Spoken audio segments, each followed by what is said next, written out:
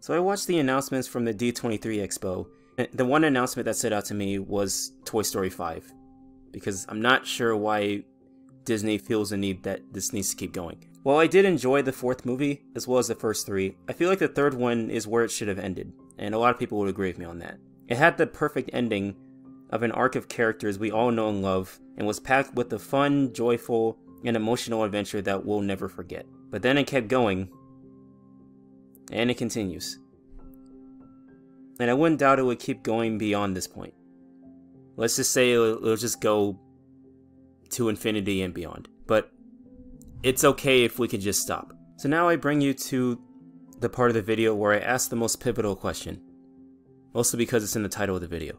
Does the Toy Story franchise need to continue? Well, before I answer that, I feel like I should analyze these films from start to finish. Briefly analyze. I don't think anyone has the patience for that long of a video, so let's just talk about them briefly. So the first movie dealt with just basic self-identity. We all know the toys are sentient and they can actually breathe, talk, in the same way humans can. Of course they have to be in hiding because they don't want other humans to know about that. The only one who isn't really self-aware of his own identity is Buzz Lightyear, and that's basically the main plot of the story, of him trying to figure out who he is and what purpose he has in his life. Of course, eventually, in the film, he finds out that he's just another copy of the same thing and that he actually is a toy, and he had a hard time dealing with that reality.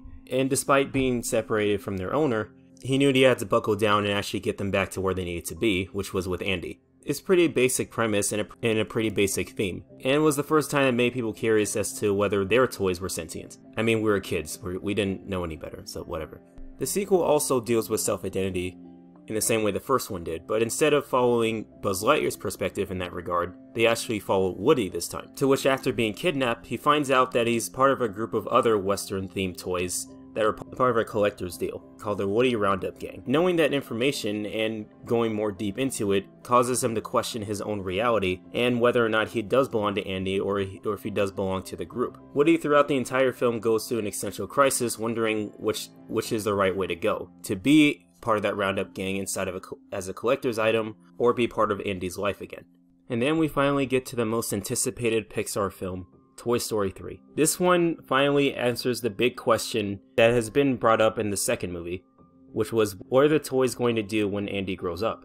Who are they going to be owned to? And will they be owned to anyone at all? This causes a separation between Woody and his friends because they choose to stay in one place, whereas he wants to be with Andy and watch him grow up. Where Andy has a bit of an impasse of his own, whether or not he has to give away his toys or just leave him in a toy box. He doesn't really know for sure, and throughout the film he's questioning whether or not he should leave his toys behind or take it with him. As weird as that sounds, the sentimental reasoning as to why is what keeps people interested in the story. It kept me interested. I mean, I was 15 when I watched it, despite being too old to watch cartoons anyway, but regardless, I was still curious as to what was going to go down. And what went down is probably one of the most heartbreakingly emotional moments in animation history, when he had to give away his toys. But they weren't just his toys to them, they were like his best friends growing up.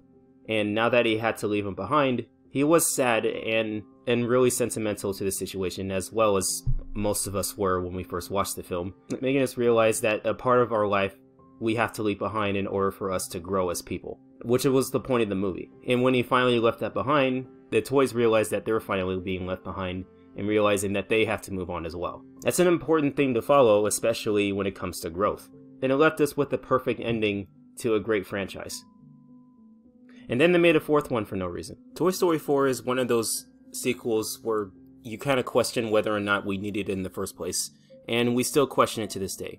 As much as I do enjoy it, I still question it myself. But the themes that they brought up in the film isn't entirely terrible. I think my favorite part of the film was when they meet the Spork character, I forgot his name, who basically was made out of a bunch of plastic and a bunch of popsicle sticks by Bonnie. But he saw himself as so unappealing that he thought himself as trash, which immediately resonates with a lot of people who think of themselves that way. I guess it's kind of going with the self-identity thing again, but I think it still works with that character. And I guess they're trying to kind of tie some things together with Woody and his girlfriend, being separated because they didn't really bring it up in the last film, so I guess they're just trying to tie in loose ends with that, and finally bringing them together at the end of the film. I think that's the only reason why they even made this film.